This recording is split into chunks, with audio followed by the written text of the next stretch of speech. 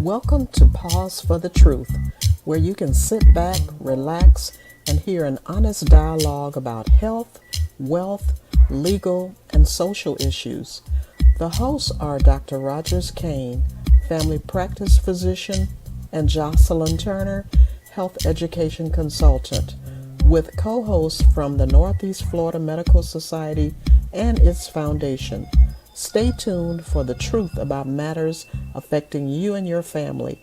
We're here to tell you what's really going on and why.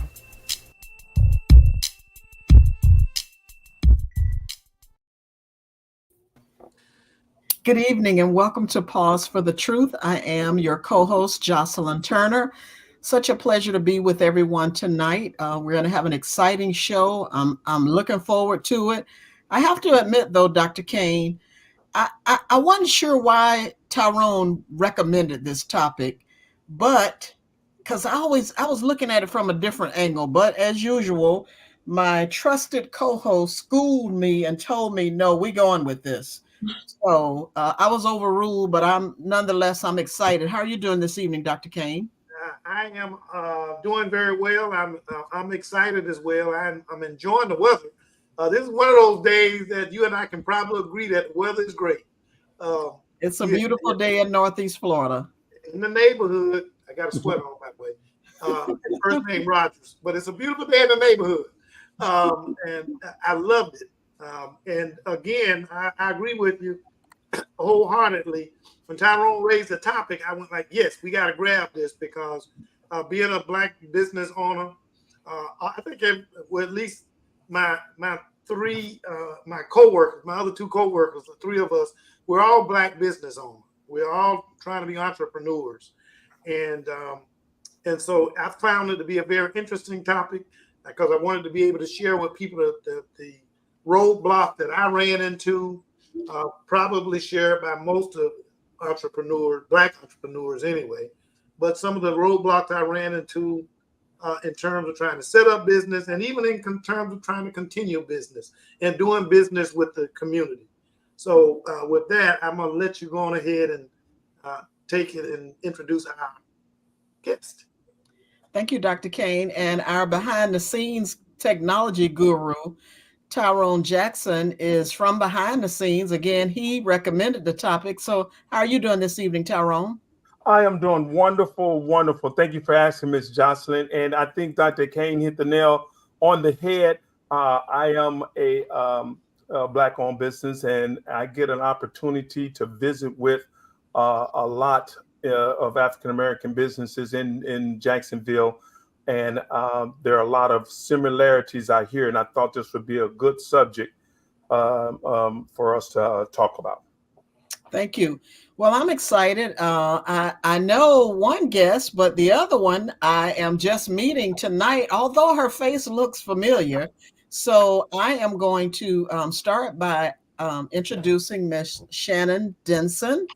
And Ms. Denson, how about telling our audience a little bit about yourself and what organization you are representing tonight? Okay, thank you for having me. So it's a pleasure and an honor. I'm Shannon Denson, as you mentioned. I'm a native of Jacksonville, Florida. So I'm not a transplant, as most people are. This is my hometown, never left. Um, have a grandson who I adore so much and a son. So that's the apple of my eye. Tonight, I'm representing the Jacksonville Blight Chamber of Commerce. I'm the current CEO and president of that foundation. Awesome, awesome. And I too am a native. Only other place I've lived is Gainesville when I attended the University of Florida, but came back home after I graduated. So I am homegrown. Also, and I'm a transplant. I've been here 40 plus years. So you are a Duval native now, sir. Exactly. Also joining us is a young man that I met. I know you like being called young man. A young man that I met a few years ago. Actually, I don't see him often. Since COVID, I need to get out more. But joining us is Terrence Brisbane. How are you doing this evening, Terrence? I'm doing very well this evening. I was so pleased to get on with you tonight. I was traveling, so I rushed to my room to make sure that I got on this call on time. Traffic was just a little longer than what was expected. That caused a little delay. But I'm too homegrown. I'm born and raised here in Jacksonville. I went to one of the best high schools in Jacksonville, Ribault Senior High. No, Terrence. I went to the best university in the world, Florida A&M University. And then after almost a year in Orlando, I made my way back to Jacksonville and have been here ever since. And currently now, I'm the CEO and executive director of Beaver Street Enterprise Center. So we make a big deal about small business, and we love our minority business owners there. I like this man already being a rapper. Go ahead. There you go. Go Gators. I have to slide it in. Go Gators. But anywho, I went to Paxson, by the way, Shannon and Terrence. So go. And I went to Rings, by the way. So I'll say, oh, no, Terrence. Said Ribault. She got on the blue shirt, so that lets you know the school she wanted to go to. I did. Off top, deep inside, she wanted to be a Trojan. I love it. Well, I am excited to talk about tonight's topic. As Dr. Kane said at the very beginning, the three of us affiliated with Pause for the Truth, we are Black-owned businesses. Although Dr. Kane and Tyrone are better at it than I am. I do it as a side hustle, but nonetheless, it is I say a good assignment at this point in my life. But I know that for many Black business owners, and not just Black business owners, but for many business owners, they face all sorts of challenges. We all get excited. It's almost like the adrenaline you feel, or for me anyway, the adrenaline I felt when I purchased my first home. It was such a joyous feeling. But then when things start happening, you're like, oh my goodness. And the reason I did this is why. So Shannon, if you don't mind, Shannon, and please call me Jocelyn, I'm going to start with you. Regarding tonight's topic, what are some challenges you are aware of that Black-owned businesses are experiencing or are facing here in Northeast Florida? We all know it's education. We have plenty of resources that give education. I think probably it's how to apply for capital, right? And being capital ready. We are not ready. We think we are, even though you may have been in business for quite some time. I don't think you're ready all the way to either sustain or scale your business. I think another thing would be where to apply for capital. We have tons and tons and plentiful resources, but when it comes to Black folks, right, where do you apply? And then I think the last thing would be that I'm trying to work on is collaboration with the lenders to have that relationship. Just because you're in business, you may not know the terminology, right, of different things. And you may not need a business loan. You might just need business credit or a credit card. It's depending on the level of your business. I think understanding and having that relationship and that dialogue with that lender will help smooth things along as far as understanding where your business lies and where you need to go and take that path. And with that, and I'll come to you, Terrence. And with that, how does the Jacksonville Black Chamber help small business owners navigate that whole process? And I will be honest, and it's the elephant in the room. So the Black Chamber has been dormant for quite some time. And so I had took over, being truthful, doing this part-time. And my focus is more sort of business relationship. I think you need the relationship to the business first before I can be able to give resources. And that's why I try to collab with other resources to be able to pass along while we're in that process to navigate the resources that is needed for that business. So I'm all about collaboration, sharing the wealth. It's not a me, mine, I. It's a we, helping our businesses grow and thrive. I'm talking about Black businesses grow and thrive. So we are in the process of just building those partnerships. That's what I'm doing now. Just building, and building out I'm hoping a incubator of the financial institutions to also work together and stay in your respective lane, right? Everyone offers similar things, but a certain bank may have a specific type of niche, right? They might fit that particular business person. Thank you. And Terrence, what about you? What are some challenges that you're aware of that Black-owned businesses are facing? Well, I think Shannon, she hit one on the head. Access to capital is always a big thing. One thing that I often do with our businesses that we house about 47 different businesses on our site. We have about 41,000 square foot, 2 different buildings. And with that, we train over 200 different businesses through our center on a regular basis. Really, the access to capital is always going to be a big one. And I think, as to Shannon's point, we talk about being ready, and I had about 20 years in banking before I came over to this side. And one thing that we've been working with our business owners is creating a banking relationship.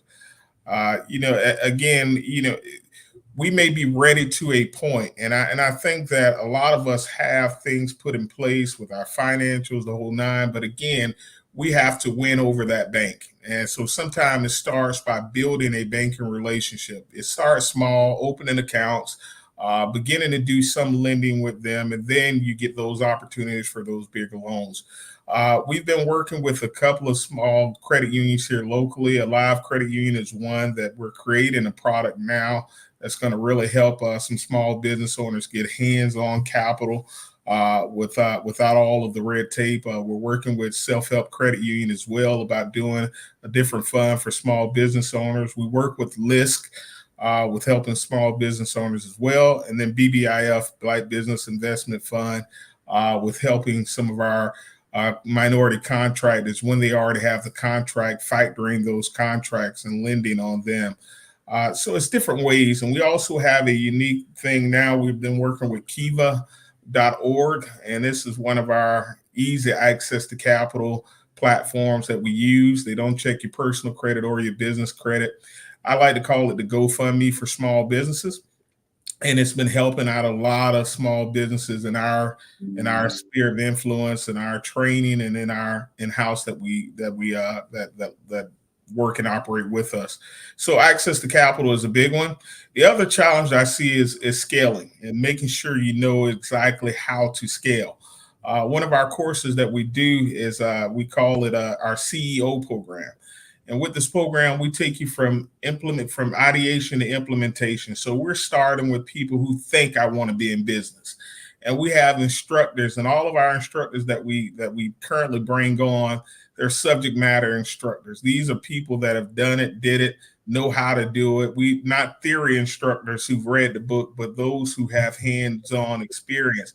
And the biggest thing that we run into is that the myths that a lot of them believe. A lot of people have been looking at YouTube and Facebook so much, and they believe half of the stories on there about how easy it is to start businesses and how they could just get out here and do some things. And so with those courses, education-wise, educating our small business owners on how to make sure that they're set to scale up the correct way. Even with that program, we look at businesses that are 3 to 5 years in, and we find out why they're plateauing. One of the biggest reasons that we've been looking at in all of the businesses that we look, a lot of times because they fail to reinvest back into their businesses. They're making funds, but they're not reinvesting in technology. They're not reinvesting in equipment. They're not reinvesting in themselves, training themselves, getting the more up-to-date things. And then this is another big thing that we've been dispelling a lot with our small Black businesses is we have to end the one-man show. This is something that I drive home to our instructors. This is a killer for a lot of small Black businesses. For whatever reason, for the longest of time, a lot of us think that if I do this, I do this, I do that, then I can save money and I can make more money myself, but you're killing yourself doing it. And you got to understand how to scale your business up, how to hire the correct way, make sure that you create a culture around your business that you can grow and begin to thrive. And, relationships are everything. One thing that I hate is when people start saying they don't want to do business with Black business. Nah, stop looking at it that way. We are a business. We're only reason why you call us Black business because the owner is Black, but we are a business. Even when we go to the banks, I tell the banks, take that title Black business off of us unless it's going to benefit us. If it's not benefiting us, we are a business first. We're business owners. We know our craft. We're professional. We're highly skilled, and you have to treat us just the way you would treat any other business out there. And, these are the things that we've been doing. But those are some of the hangups I think that hinder our small businesses from growing. And I will say this and commend Shannon on the efforts that JBCC has made as of late. It's an idea whose time has come.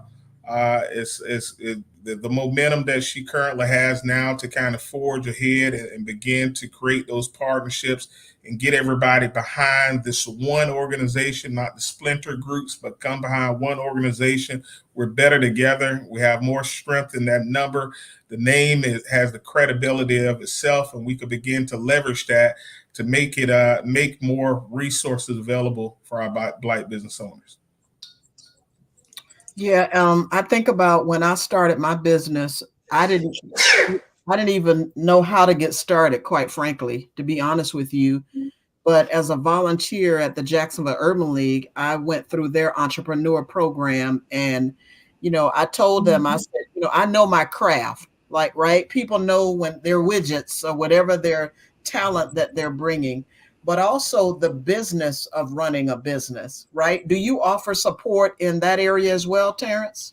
We do. One of our other courses we call a business backbone, where we totally focus on 2 lanes: bookkeeping and accounting, and HR. HR has been one of the killers for small Black businesses because for whatever reason, sometimes we hire from low-hanging fruit or easy people that we could bring in or family that we bring in, but we have to begin to create a culture. I tell business owners to start preparing your business as though you're a big corporation already, because you have to have a mindset that I'm going to get bigger, I'm going to grow, I'm going to do something bigger in my arena, in my space. So I need to prepare myself now, set a foundation for doing bigger things. So that means in my hiring, I have to hire people that make the culture work, people that love my business like I love it. They see the vision that we have for our business, and they're going to go on with us. They're going to put their shoulder to the plow with us and forge ahead and do the work that's necessary to make businesses grow. And, so, yeah, we support that wholeheartedly. We have coaches that will help you in that CEO program to kind of hold your hand through that, because it's big. We've had a business owner just of recent, probably about 6 months ago, had to shut his company down. He hired a cousin. A cousin did the wrong thing at one of the contracts he had. He lost the contract, and not only did he lose the contract, that owner is suing him and basically about to sue him out of business because he went for the low-hanging fruit. We all want to make opportunities for our family, in which we should. But if you create a culture, your family will come in and respect that culture that is created, and they would know that they can't step across the line because they're your cousin or friend, but this is the culture, and these are the things that you expect from them. That's why it comes to, when we have a small business, you have to always think in a bigger mindset, thinking like, I'm a corporation, I am a business. Think like that, and you'll act like that, and your business will begin to grow and scale like that. Wow, I can't agree. I can't agree most wholeheartedly. Employing family members is an ideal situation, but sometimes you have to just be careful of what those family members, as you stated, Mr. Brisbane, what family members you hire, and the rules. Are they willing to obey the rules as if they were not family members? Exactly. In an organization, I think that's a rule of thumb that I go for with family members. If I hire family members and or friends, it's like, look, you got to go by the same rules you do for any other business. You got to respect the business, respect the patrons, and respect your employer. That may be a little bit simplistic, but that's kind of the rule of thumb that I try to operate by in terms of trying to stay successful. Yeah, and I want to comment on that because I wholeheartedly agree with both who spoke, and also Dr. Kane. I look at it in a similar way. I believe that I simply believe there are opportunities are left open for a family, but I grade them harsher than I would a person who's not a family, because you should already know. You know what I'm saying? So don't come in. You get an opportunity because you're family, and you can get gone because you're family as well. So I definitely agree with that. So Shannon, being a part of the chamber, I know, social clubs, we like, like-minded people like being around like-minded people. Are you finding that people are positively accepting the opportunity to be a part of the rebirth, if you will, of the Jacksonville Black Chamber of Commerce? I would say yes. The small amount of members that we do have is, I say, by divine. What we really focus is on the people who get left out, those small mom and pops, right? And majority of our members, truthfully, are younger people. So what Terrence has said, as far as they have this ideal, you two and all of that, and it's kind of cultivating them as a pilot program, if you will, with the lenders and see, and with the relationship with SBA, because SBA is a good resource. It's free stuff that they can do. They take them along the trail. I don't know why many people don't use them like they should. And so with the youth that we're having that's in as our membership, it seemed to be thriving, meaning like going through the process, right? Because there's no microwave fast track to get to where you need to be. It's preparing, it's processing, it's having your business plan. It's all those things have to be into order. And so they're taking them from ground zero and leading through that process. So I would have to say yes. So we have a lot of like estheticians and barbershop people, believe it or not, who is that one man person, right? A one man show, because that is their business, their livelihood. So I would say yes. It's taking a different approach, in my opinion, to way we look at the ones who may not necessarily get recognized, if you will, as a business owner, but they are a business owner. I want to take the conversation a different way, and hold on to your socks. So, because I'm gonna be the Dr. Kane for the night and ask. A lot of things are happening in the state of Florida relative to African Americans, and we talk about our history and so on and so forth. Are there any systemic discriminatory practices happening that people have shared that may have in the past been able to navigate the waters better, but now the challenges, unfortunately, because of our leadership, it's not as easy as it used to be? Anything much more difficult, right? Is that what you're saying? Asking You Ms. want to Turner? answer, more difficult. Terrence? Do you want to answer? Because I have a personal opinion, but do you want to answer? Well, I would think our state leadership, especially when it comes to small business, I don't think that it has a direct effect. Now, I'll say it this reason, because with the opportunities that are coming here now, if we just focus on opportunities, we do what we need to do, we get ourselves in position, the opportunities are going to be there. And this is the thing about it. And this is what I tell people all the time. When somebody is opposed to you, that's your best time to negotiate. That's when you do your best negotiation, when somebody is oppositely opposed to you. It's hard to negotiate with somebody that's seemingly on your side. So when you have somebody that's there, that's a force that seems to be against you, this is your opportunity to use that leverage, especially somebody who has somewhat of a boisterous attitude or ego that they have to thrive on. The reason being is because being that their ego and their mind is thinking this way, they got to win. And so for a loss to them is for us to go in there and say that you're going to do this and come out and you did what we said you're going to do. See, for them, a win is to dispel the myth that we already have in our mind. So this is our best time to negotiate when you have somebody that's opposed to us, and let's get some wins done. I don't think his leadership has a big effect on us. I know one time they were talking about, are people going to boycott Florida? That's like trying to keep a fat kid from the buffet. It would never happen. Florida is just too attractive right now for any and everybody that wants to come here. We have the opportunities, we have the weather, we have infrastructure coming, we have businesses coming. So we're going to be an attractive place at that. We're just in a prime time where we can really see some opportunities and do some great things. We have to look at it that way. And if we look at it that way, we could begin to change the narrative. Are there some hiccups systematically? Mm-hmm. Yes, always. Anytime when you have human beings doing things, you're going to have human error.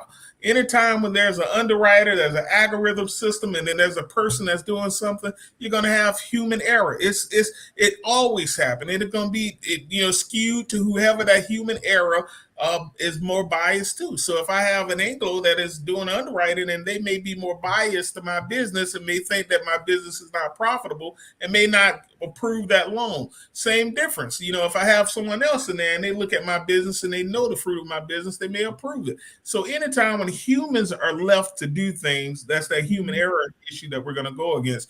But I think right now, we have a great opportunity. I mean, a great opportunity besides whatever we see in there with and this is the reason why we're pushing against the city, when it comes to JSEB and having minority contractors. We're big on that. We do a training program, our minority contractor certification and procurement program.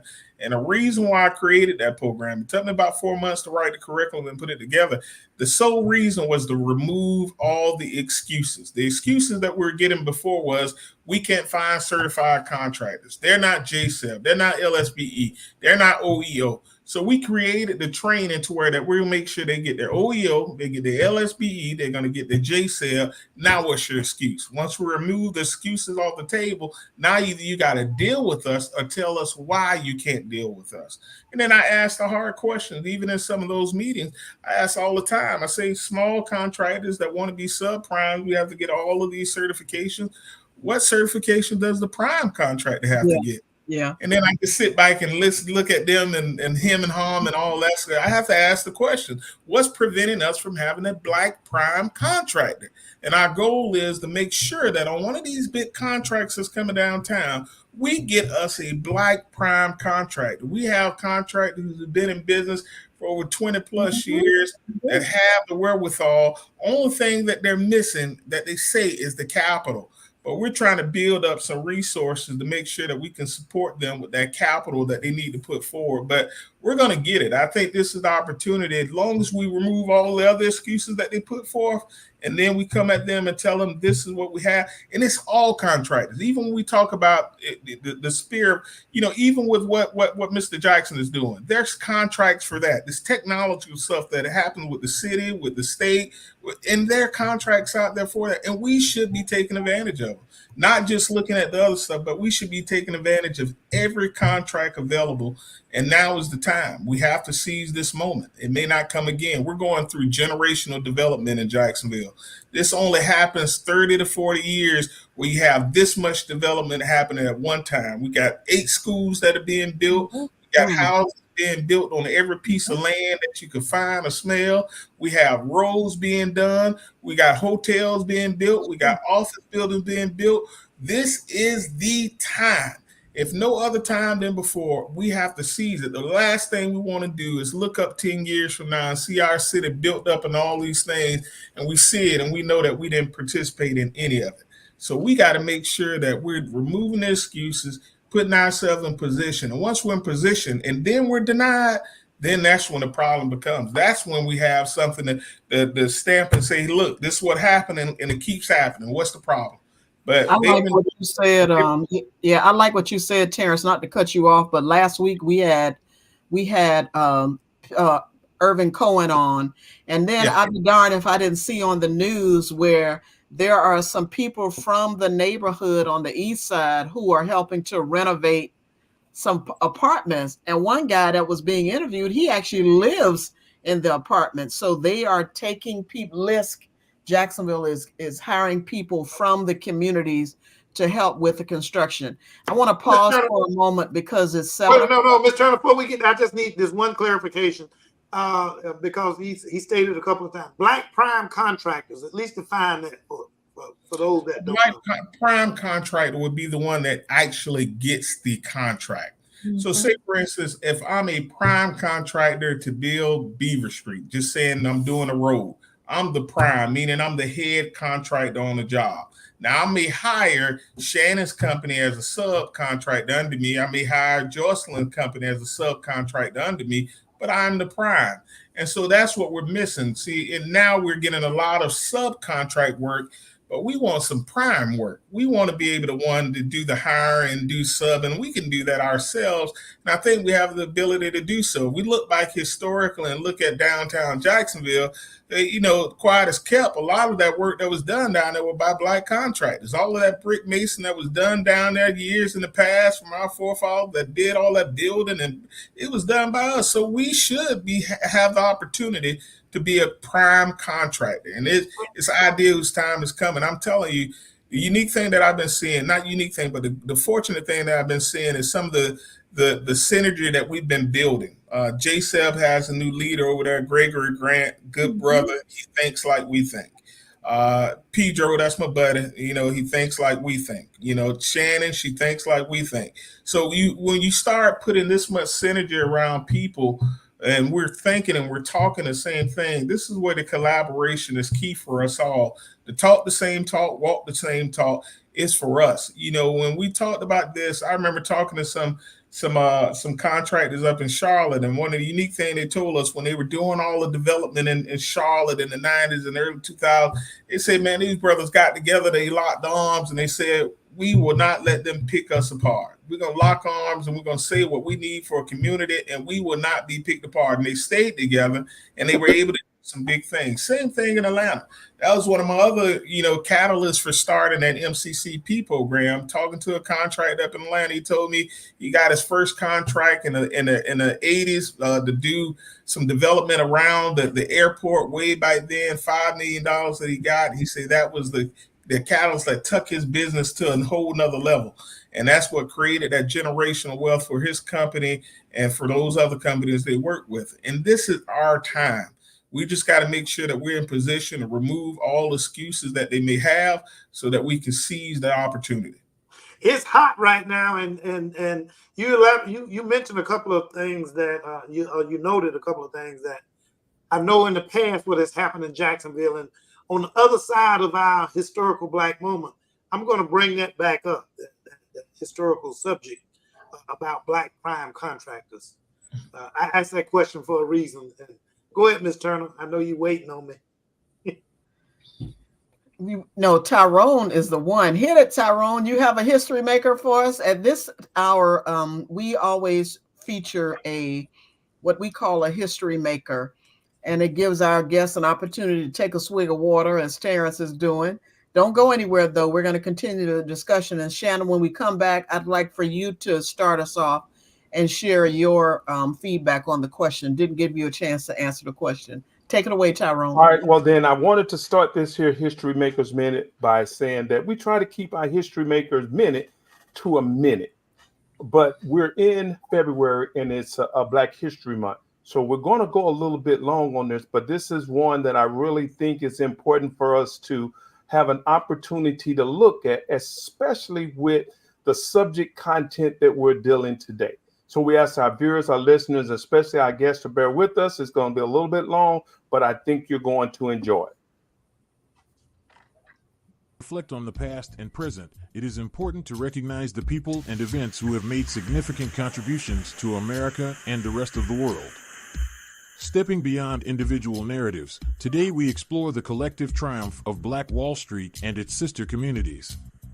From Tulsa, Oklahoma, to Durham, North Carolina, and beyond, these vibrant districts stand as testaments to Black ingenuity and resilience during the Great Migration.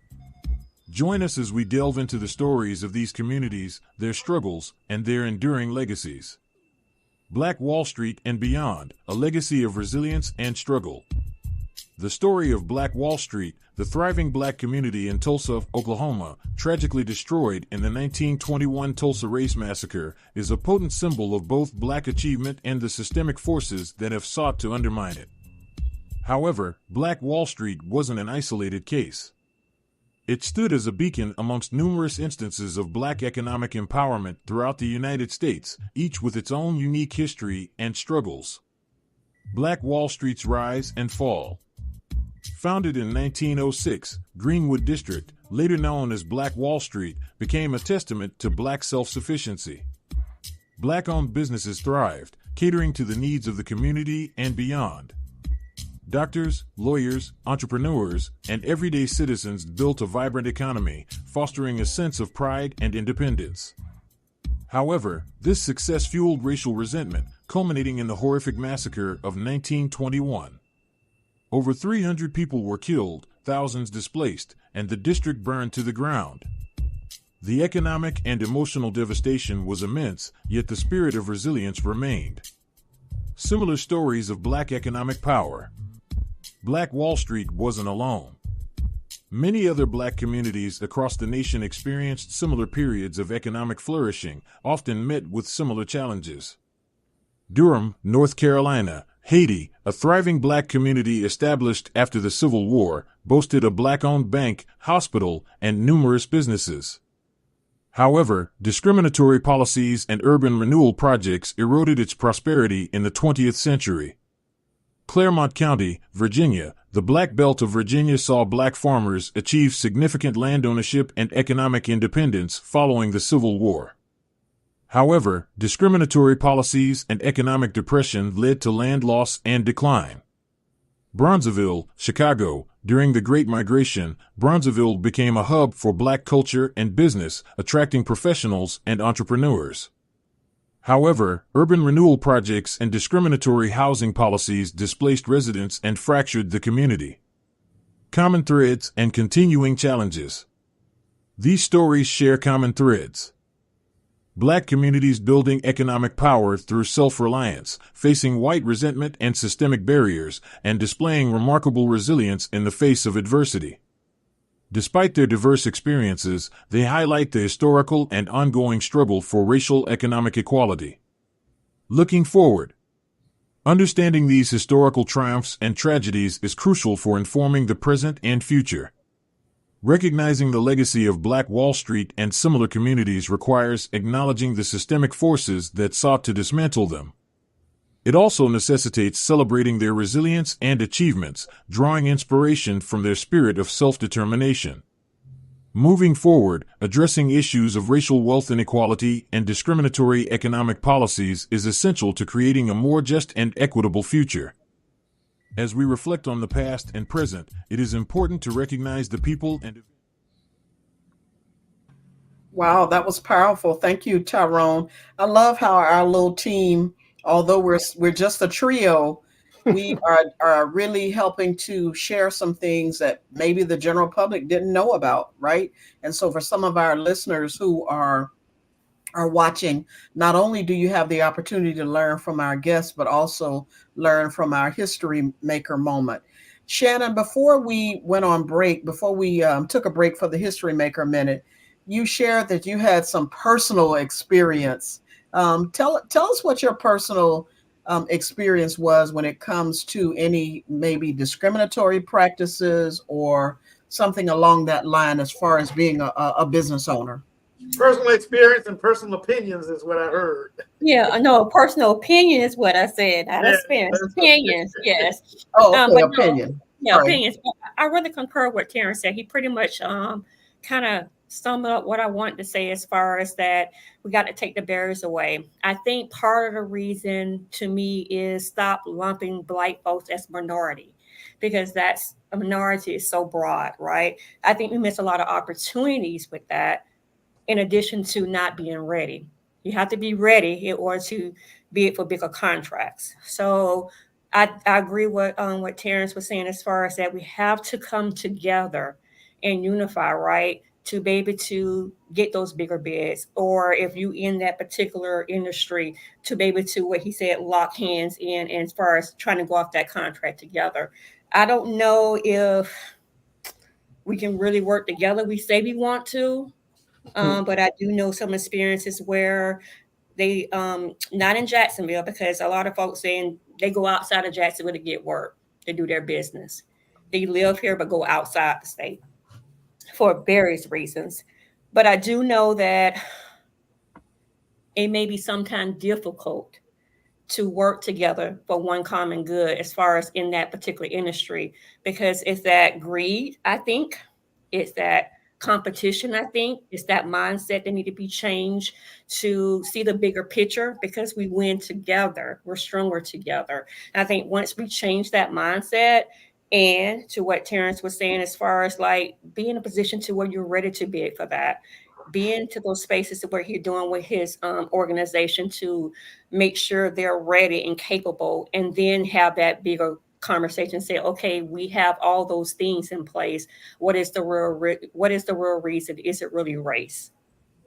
Yeah, one of and the reasons I really go I ahead. wanted to go ahead and add on to that, because I think Terrence hit on something, and I think also Ms. Anderson said that they're seeing younger entrepreneurs involved in this.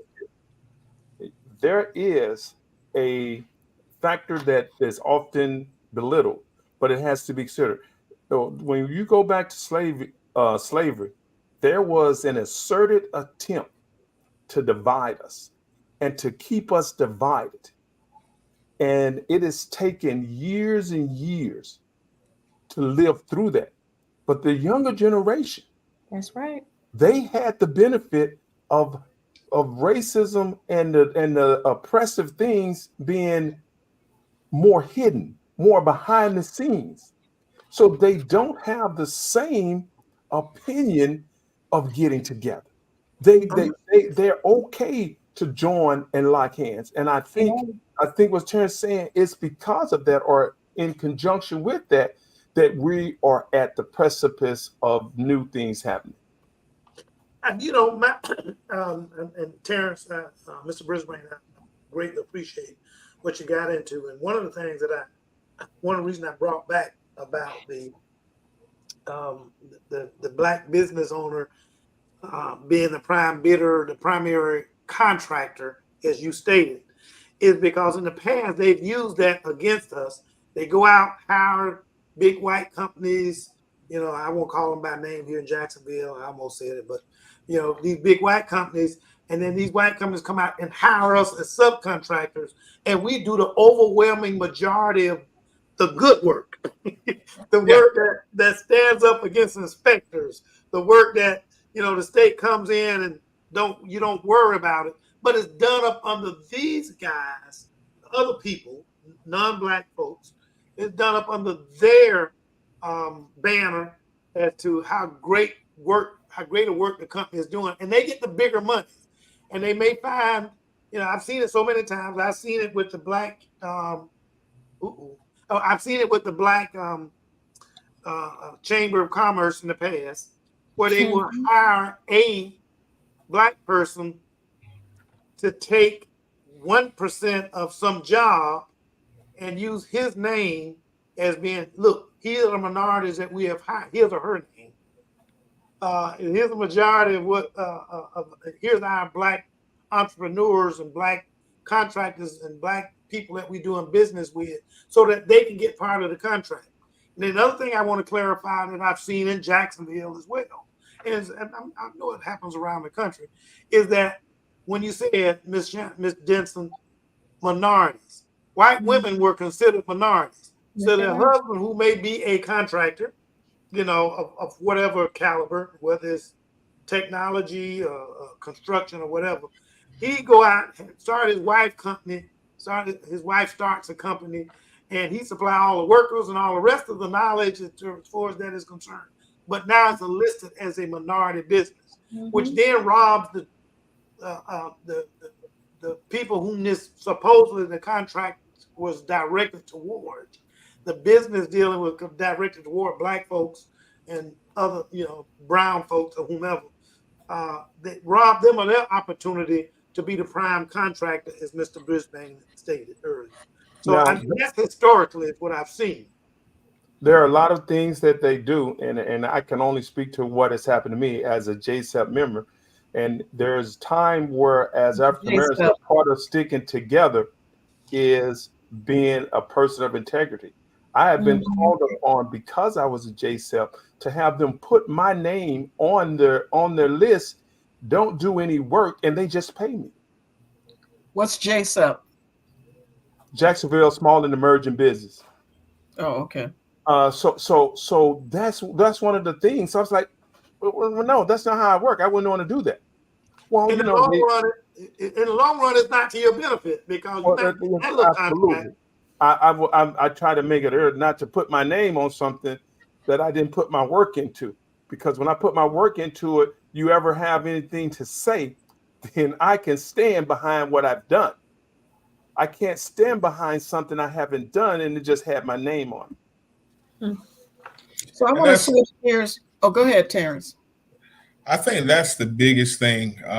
Even when we talk about collaboration, collaboration is the key. You hit it right, Mr. Jackson, when you talk about for years they've tried to divide us. Even currently now, some of the powers that be want to divide us. They realize the power of our spending, and they got to keep control of our spending. And if we find a way that we can start, circling our dollars back through our community, it will really turn over the apple cart. So they gotta, realize a way to keep us divided. But integrity is the biggest thing. I live by integrity. I tell people every business deal I do, everything I do is black and white. I have no gray area.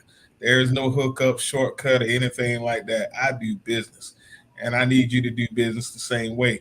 And once you get enough people to the table who have integrity and can look each other in the eye, and not only that, I tell people this. I say, do clarity at the beginning so you don't have confusion at the end. That's why you do a contract. And you have a contract that everyone can agree on and say, this is what we plan on doing. This is the work. This is your responsibility. This is your responsibility. This is what you would get. This is what you would get. This is what I would get. And you bring them to the table that way, that do integral business. I think we could start forging ahead. I think it's imperative that we do it. We have to do it. And you said a lot, Dr. Kane. I saw that up close in person, when people did that. I knew some of the contractors who, intentionally made their wife the president of a business so that, they can take advantage of some of those things. But when it comes down to it, it comes to integrity of the person that is actually issuing that contract as well. Let me say this real quick about integrity, because for years, and for those that know me mainly on this broadcast, but those who are also listening, they know that one thing you can count on is my integrity. And because my motto is, I will not send you to any other position that I would not send my family members to. Okay? Because they are the ones my family members are as important as anything in this world. And if I won't send my family members to that position, and I've had some that were friends, and I would not send my dog to, okay, I hate to sound so harsh, but because they're not good physicians. They're nice people, they're good friends, but they can't take care of my patients the way I want them taken care of. And so I have a network of physicians and people that I refer to. They're not all black. They mixed because we don't have an all black. We don't have a black physician in every specialty or subspecialty there is. But still, they're not all black. But I will send you to whom I think can do the best job for you, and that will help give you the best care possible as far as my knowledge is concerned. So regardless of what in the hospital, that's why I'm not working for any hospital institution, any other institution as far as the money makers guys, even though they bring me plenty of contracts, offer me a lot of money. And it's not, I'm trying to do this. I'm just talking about integrity. You have to be free enough in yourself to be able to have a lot of integrity and do the things you think are the right things to do. And if you employed by people whom trying to do just the contradiction to what I just said, maybe it's time as best you can to change your job your job opportunities. Amen. Description. Jocelyn, you're on mute, Jocelyn. Terrence, you talk, and I, and just in case our audience is listening and they just started a business and not sure of it, Talk a little bit, and that you as well, Shannon, about obtaining those government contracts, either local, state, or federal dollars.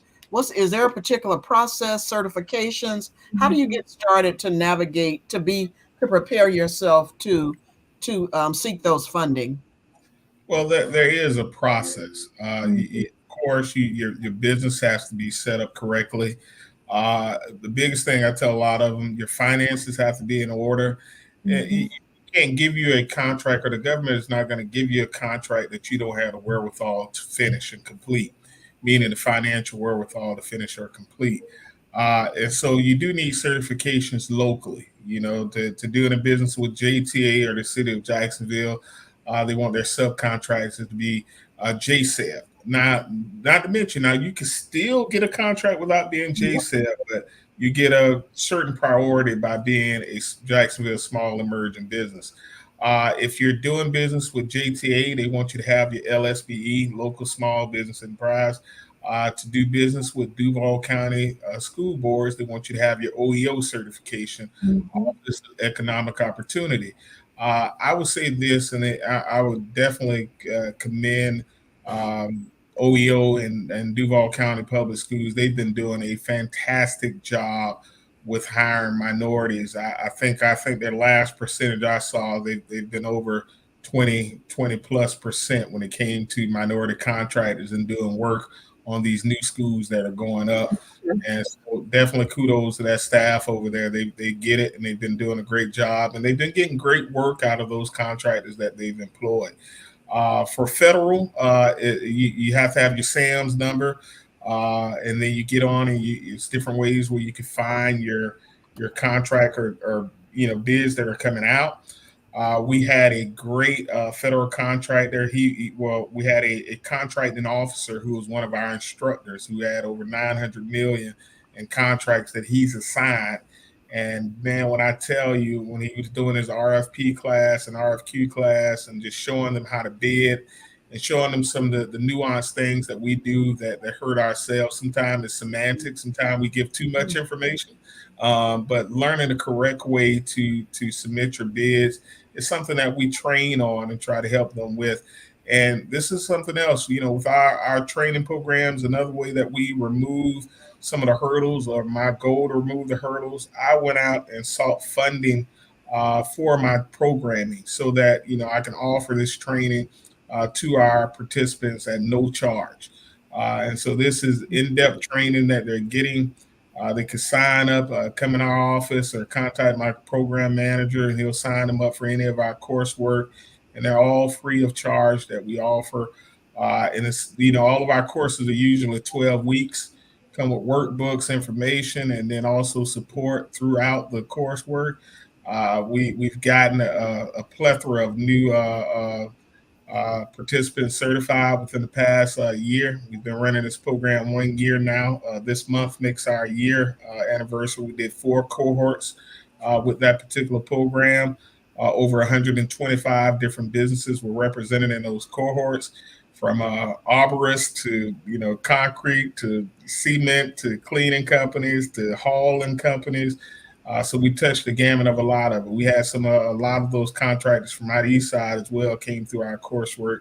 And so it's just been a pleasure to do it, but it's a process, and we try to walk you through that process and make sure that you do it the right way. One entity you didn't mention, and I can only mention it because I was a state employee for 36 years, is my Florida Marketplace. Yes. Becoming a vendor with in order to do business with the state of Florida. And I used to always tell people, because I was had the opportunity to choose vendors when I was at the health department as we were procuring products or services, is once you become a vendor in my Florida Marketplace, then you could be picked up by any state entity across the state of Florida. So you weren't limited just to Duval County. So I told people, make sure you're in my Florida Marketplace in order to do business with the state of Florida. And Terrence, before I stop, I wanted to ask you, how do people sign up for the training opportunities that you all offer? Well, they can call directly to our office. Our website is under construction. It should be complete by the end of this week, is what my guy is saying. And so soon they'll be able to go on our website and be able to log right on. Our website now, if you go to it, it won't have where you can actively log on, but it'll have all of our contact information, and that's bsecenter.net.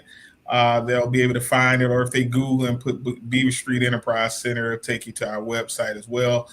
They'll find our contact information. They can reach out to us and we can get them logged into our program.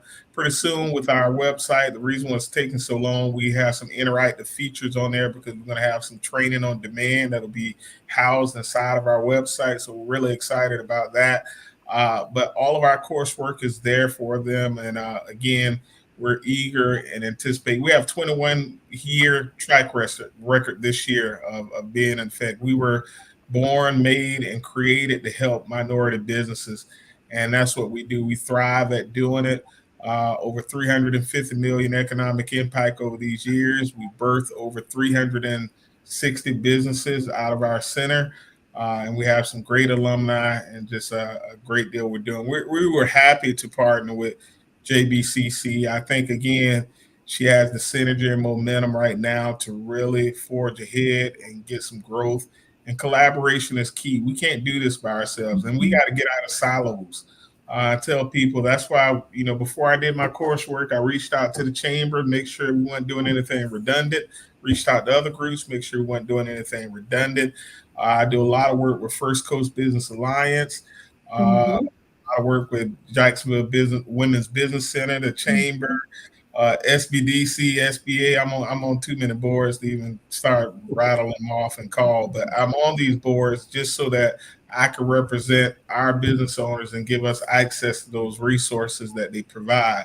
And you said one thing that too, and I need to make mention of this, especially for those that listen online, we're missing in the procurement space. The procurement space is wide open and we're missing in that. Even when we think about our contractors, we need procurers. We need those who can procure wiring. It did my so happy. I met a minority company, some brothers here last year, and they're in procurement and they do plumbing, industrial and commercial plumbing supplies, and they're supplying all of the pipe on the north side with those septic tanks being phased out. And so I was happy to see that these young brothers, that their business, I think last year they were estimating about 13 million in sales last year, and they're procuring just industrial pipe for plumbing. And so we're missing in that procurement space. We need to really look at it in all phases of it. We had one of our business owners that did paper products that came out of our center, did over $1.6 million with paper products, with toilet tissue and napkins, with 2 prisons and 1 airport. And so it's a wide open space that we're really not there. Not enough of us are there. And again, it's a space that it takes off the color from who you are, because, those that are procuring are looking for the best cost and the best item at the best time. And so, if you can get in and beat out some things there, it's a real big opportunity for us to make headway. Mr. Brisbane, I got to just ask this question, and then I want others to chime in. I heard what you were saying in terms of availability, things that are available within your BSE center to people. And some of the courses I heard were very generic, and they didn't just apply to people here in Jacksonville, because our audience is more than just in Jacksonville. We have people listening throughout the state. So that, based on what you're saying about your training, the trainings that you have available, that can be kind of used by anyone that comes in and listen to it in terms of learning from it. Is that correct? We have business owners from all over the 7-county area and Georgia that come down for our business courses. We participated with the Department of Labor last year. We did their CEO program, and OH is it. It was all digital, based out of Clark Atlanta University. We had a lot of participants in that. They were all throughout the Southeast. So a lot of the information we give is wide open that can be applied anywhere that you're doing business. And even with our minority contracting course, we actually, I had some brothers from Sanford city government that came up, and I gave them a copy of our curriculum that they were, planning on, repurposing and using for their own down in that county, as well as in Leon County. Some brothers heard it, and I gave them, I shared the information with them that they can use and purpose it for their county to do the same thing. Again, it's great information that will benefit all that will listen and learn from it. You've muted, Ms. Turner. Thank you. And you probably were happy about that, Dr. Ken. Your smile was just too big. Some of us were. I just wanted to point that out. Your smile was just too big. So Shannon, let me ask you a question. I know we're a little bit over, so hopefully you all are available for a few more moments. So as people are, think about when you started your business. If someone starting their business, what word of advice would you give them in terms of getting started the right way? I would definitely say research. You mentioned craft. The craft is making sure the market is necessary. So I would say definitely research and connect with the right people. As Terrence mentioned, Facebook and YouTube, all this stuff is out there, but you need to connect with the right people to help you along your journey. Thank you. Yeah, I know. I've grown up in a community like I did, which was minority based. I had tutors from a lot of people who talked about business. So older coaches and friends of mine that were in business, and they always said there were 3 things you never start a business without. You never start a business without an accountant, a lawyer, and a plan. You know what I'm saying? And that's what she's saying. Those are really, really important factors. Great ideas are great ideas, but without a plan, a great idea is nothing. Without someone to set you off straight at the very beginning with regards to your finances, then it makes it more difficult for you to go in any of the other channels, because that's going to have to be corrected before you can even become a part of JSEP or any of these other programs. That needs to be in place. And you need to have a person who legally can protect your entity. In some case, the entity is you or your service or your goods. And so that's one of the things that I tell the young folks that I deal with. One of the things you all talked about a little while ago at the onset of our discussion is when you are in business and you are the only person operating the business, and when it's time to scale and so you may want to hire somebody else to bring somebody on board, but you just quite frankly cannot afford it. So how do you bring someone else on board to help you in the business while also recognizing you don't have enough money to pay them? Well, it's planning. And I think Tyrone said that having a plan and being able to chart your plan, because a plan without a goal without a plan is just a dream. So you got to have it planned out. So think about this example. We had a business owner. We started talking about this. So his first year doing business by himself, he wasn't full on business. He was part-time, bivocational. And as business grew, he was able to add someone in. And sometimes depending on, and it's all different upon what the profession is, what the space you're in, because sometimes you can bring somebody on and don't necessarily have to take on the weight of a full salary with bringing them on. Maybe it's contract work that they can be contracted out to do piece by piece until you bring them fully on. And so it's different ways, but it's really based upon your profession and what business that you're in, the line of business that you're in, and planning. Planning is key to it all, but you have to have an onset from the beginning that I'm planning on growing. When I talk to those contractors, I say, hey man, my job here is to help you get from behind the tractor to behind the desk and from behind the desk to the golf course. That's my goal. So this thing can begin to scale up. So eventually your children are running this business. It becomes a legacy wealth maker for you all. But you have to have a mindset that, and with that, this goes back to what I said about reinvesting in yourself. Also, with the skills and knowledge that you have, you got to be a willing vessel ready to pour that into the next person that's coming up behind you. If you're training them, you got to pour all that in. You got to make some more. You got to replicate yourself. Especially in that what you're saying. That's another way that you can bring people on. You bring interns in and you replicate yourself, something that can learn the culture and that'll come in, at a low cost at first. And as the company builds, they can build with you. So it's different ways, but it all stems on your plan. Now, there are a lot of ways that are often overlooked, and it really requires being creative. There's affiliation with church. There are individuals at the church who know young men, young women who are having challenges. And this is, again, a situation where mentoring and also helping them help you in the business. There are programs that are featured throughout the city with regards to at-risk individuals that they just need a place for a person to work. And they actually pay the cost of those services. So getting yourself involved in the community will also lend itself to help you.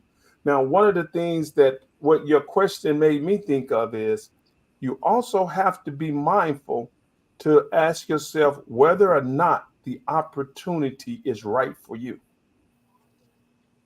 Because if you're at a certain point and you take a job that's going to facilitate you having, let's say, 5 other people, you don't have the payroll or the plan to accommodate that, then you're putting yourself in a situation to fail. That may be an opportunity that you have to miss out and grow to be able to accept the next one like that. One of the biggest mistakes that I saw is when folks were able to position bids to Walmart, and they won the bids to sell their goods and their services to Walmart. But Walmart doesn't buy 1 or 2. They don't buy for 1 or 2 stores. They buy for every store. So I've had friends to have great business go out of business by getting a contract with Walmart. Against my just said, hey man, can you do this? And they was like, I don't make all this money. I got to do it. That's okay. But you have to, those are the things that having a plan will help you with. And your plan should always be one of growth. You know what I'm saying? You should not have a plan that says next year, I'm going to be at the same place I am this year. Okay. And you continue to build in growth. And you have to make assessments on your plan throughout things, because good things happen and bad things happen. You got to be able to make adjustments. So I definitely agree with that. Ever evolving plan. That's what I tell them. Evolved with circumstances, situations. You got to continue to grow and weather the storm with you. Because the plan could change. You just need a plan in place. So Ms. Denson, what can people like myself or what does the community need to do to help expand on the Black business Chamber? The chamber, the Black Chamber. What do we need to look at doing? Because in the long run, it will help all of us. It gives us greater businesses by whom we have more choices. When we, by people surviving in business, and if you guys are out there to help direct us to the better businesses, because not all Black businesses are good businesses. Okay, so tell us something that we can grab onto for this evening as far as the Black Chamber is concerned, and what we need to do that may be able to help. Definitely look out for the Black Chamber as far as the community. I think community is definitely important. And what we're doing, I'm talking very little about it because we're still in the spearhead moment with it, even with the city of Jacksonville. You made a good point, Tyrone, as far as seeing as hiring young people who may be having problems. Terrence mentioned as far as certain things about wiring and plumbing because it's a lack of workforce. I'm sorry, it's my son. I'm sorry. That's okay. Put you on mute. So it is important. I mean, I think all of these things are going to center around somewhat the same things. that one has to be a spirit of collaboration. All right, I'll pause there. Go ahead. You agree. So one of the things we're doing as far as bringing back the business to the community and to twofold helping at-risk students. Workforce is a big thing right now. You know that. I think Andrea Waters was saying something not too long ago about the workforce. And so we know that if certain things are dying out, meaning the jobs that we once worked were aging out and no one's taking the place to make sure it's happening. And so one of the things that the chamber is working on, I'm gonna say little because it's still in the planning stage, trying to get the final funding. I'm out of breath from running, so I work out, but I'm out of shape. I ran to the door, so we are working with At Youth based on a project that's going to spearhead with the chamber collaboration and helping the community out in a whole. It's going to involve, and I'll be talking to Terrence at some point, and even you, Dr. King, because it's going to have a wellness component into it in a community that really needs it. So I think reinvesting back into that Black community. We don't have Black businesses, not many, that's in our own community. And we got to ask ourselves why. Why are we not reinvesting back into our community? And I think that has to change. I'm thinking with the plan that the chamber is spearheading, and hopefully I should have a press release soon as I'm talking and getting those collaborations to really rebuild our workforce, really to reclaim our Black businesses, kind of like how it was before segregation, but really making our culture known in so many aspects with the food desert, with the Red Lion, just taking our community back as a whole.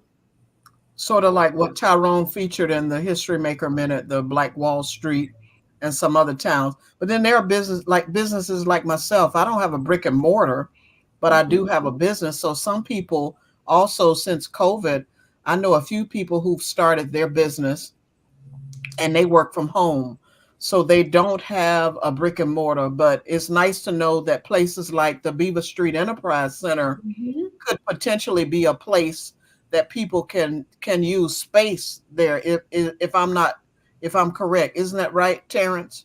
Yes, ma'am. And so also we've been working, one other point, Dr. Kane, excuse me, that I want to make, that we've been working with the Black Church Food Security Network. And so for those, if there are any pastors listening, churches have space, and many of them are just open on Sunday and maybe midweek worship, choir rehearsal. But during the day, those buildings are empty. And land. What'd you say?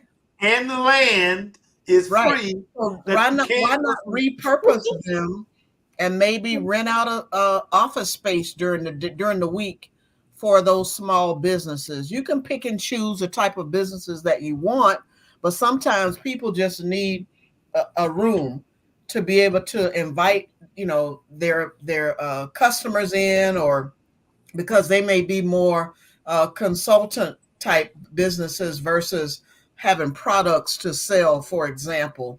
And so just, think about it. I think we need to be, Shannon, when you were talking, I was thinking we need to be creative the way we are. Eventually, you may have the brick and mortar, but starting out, you might need that space in order to just really help you grow your business.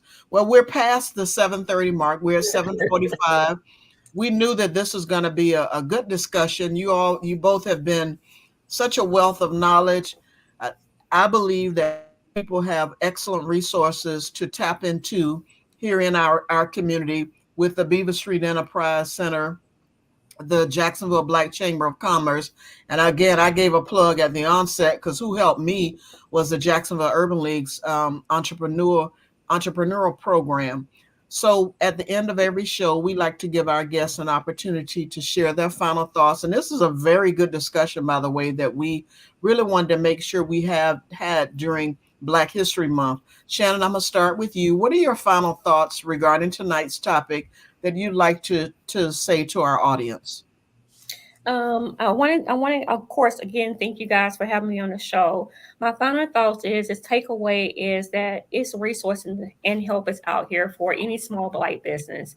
Even though the Jacksonville Black Chamber of Commerce is rebranding itself, you have great organizations like Terrence organization that's already doing a plethora of good work. So I say use the resource and the information that was taken here and really get your business to where it can scale, right? Or if you're not in a place where you can scale with an ideal, you already have a resource where Terrence location is to kind of help you and walk you through that step. I know when I met Terrence, thank you, Shannon. When I met Terrence, I was like, man, this guy's smart. Yes. You know what in the world? I think I met him at a networking event. He is really, I like you, both of your passion about the work that you're doing. Terrence, I'm going to give you your opportunity now to share your final thoughts. Well, my final thoughts would be this. I was so pleased for the opportunity to speak on this show. I'm so pleased to partner with Jacksonville Black Chamber of Commerce. But I want to speak to the business owners that are out there now, the ones that are in business that may be struggling, the ones that are going through some things. There is help for you. You do not have to struggle alone. Tap into the resources that are here in our community. Don't be afraid to say what you don't know. Take that pride off and begin to just forge ahead, knowing that the resource can help you get better. Iron sharpens iron. So you can't sharpen yourself. You have to get around other people, like-minded people that can help you grow. And I'll tell everybody that's out there in the sound of my voice, support Black business everywhere. We're good business, especially here in Jacksonville. You have I Shop Black, you got Beaver Street Enterprise. It's just a plethora of good people out here that's willing to help and do some great things for you. And again, we make a big deal about small business, so you need to make a big deal about your business. All right. I love it. Thank you so much, Terrence. Thank you again, Shannon. Tyrone, this is an important topic for you because you came from behind the scene and stayed up front. And this was actually your recommendation. What are your final thoughts regarding tonight's topic? Well, my final thoughts is I first want to thank both Shannon and Terrence for coming on. It was great to have both. I think Ms. Johnson has said it or will say it. This is a subject that we would love to have you back on because there's a lot more information that's available as we're going. But my final thoughts are simply this here. There are individuals out there, adults who have children who are struggling. And they're having challenges making it through high school. I am saying to you to motivate your child to do business for himself. Lead him to the resources to be able to do this. If you look at our Black history, you will see that coming out of slavery, we had more Black businesses with less education than at any time in our history. See, to be able to do a good job or to do a job well, all it requires is determination and understanding of what you can and cannot do. And you've heard on this show tonight that there are resources available. Now, it's incumbent upon each of us to take advantage of those resources, to seek out those resources. If you're in the process of starting a business, seek out these resources so that you start correctly. Your path and your journey to success in business is improved when you start off right and you start off well. I'm sure Terrence can give countless examples of people who came in and been in business for 5 years and did not have an actual financial accounting situation. They kept it all in their head, as they told you. You know what I'm saying? But that's not the pathway to the true success. So tap into your resources. That's my statement.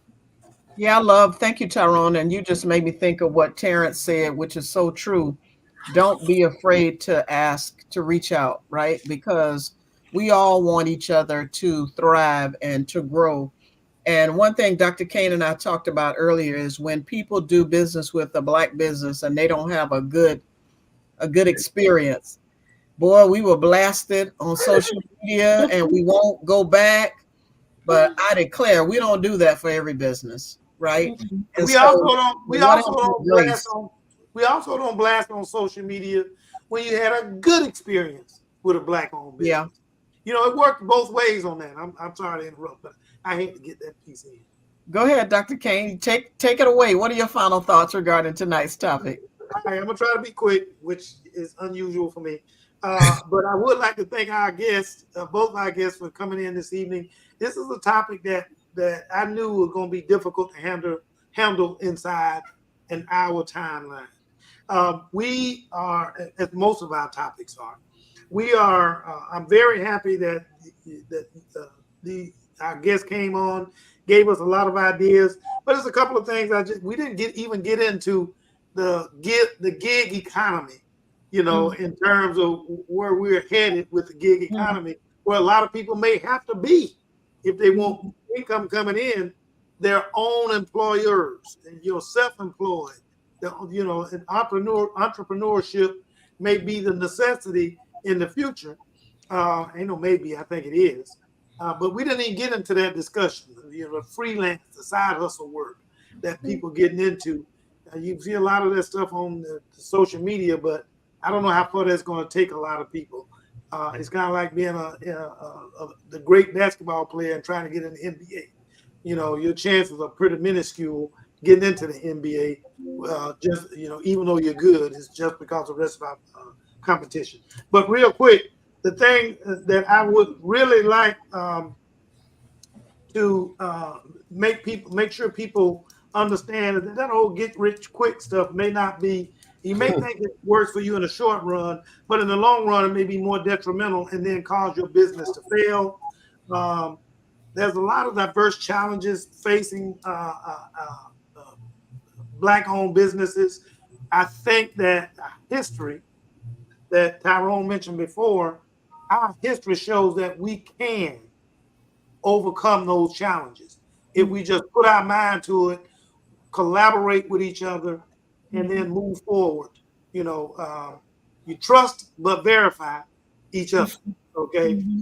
Thing. And the last thing I want to say is remember where you came from, just so you can know where you need to go as it relates to business and business ownership, entrepreneurship. Thank you, Dr. Kane. And thanks again, Terrence and Shannon. We appreciate all the information that you shared with our guests tonight.